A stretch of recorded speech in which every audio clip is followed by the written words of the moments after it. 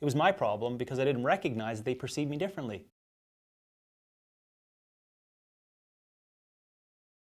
I've experienced it numerous times throughout my personal relationship with my wife, as well as now with my kids too, but also people close around me. And it really isn't a professionalism thing. You just have to recognize that those that are in your client to coach sphere, and they perceive you in a different light than your family perceives you. When you speak to your family around basic lifestyle guidelines or behavior change, remember how they're perceiving that information is their loved one. It's the person they sleep with, it's the person that they trust in security, it's the person that is supposed to step up to plate. I'm just trying to give you ideas of how they're perceiving you in that relationship.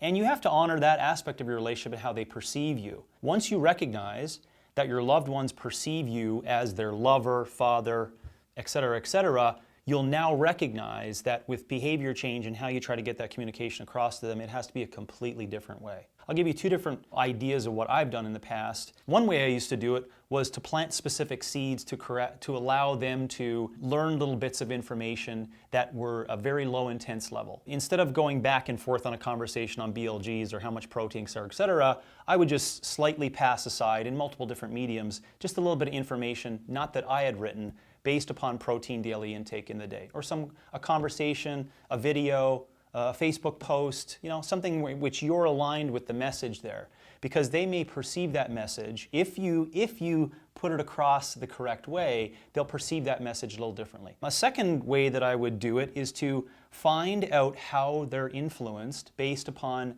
what their perceptions are in fitness and health. And then you can find that source that aligns well with you, and this may be a big ego thing for most coaches to get over, but it may be a coach down the street or an online person that you disagree with in different aspects, but the way that they see their information on fitness and health is really effective. And so you may want to allow them to have an outside influence on how they're perceiving their fitness, because they just can't get past the fact that you're the brother, lover, father, etc. It doesn't look like you're purposely putting it in their mailbox. Read this and then you'll see the truth. It has to be slowly implemented, and then otherwise find an external influence. I used to have different coaches do it for me. I used to have my doctor do it for me. I would have different medical professionals that were in my group do it for me. I would tell a client who was really close to me, as an example, so a really close friend, and I couldn't change behaviors, yet when they went to see my physical therapist said, have this meal in the midday and it's going to decrease inflammation, you could chew your food. They would come back and be like, James, guess what? He said I needed to... I was like, yeah, that's great information. I've been fucking telling you that for 2 years.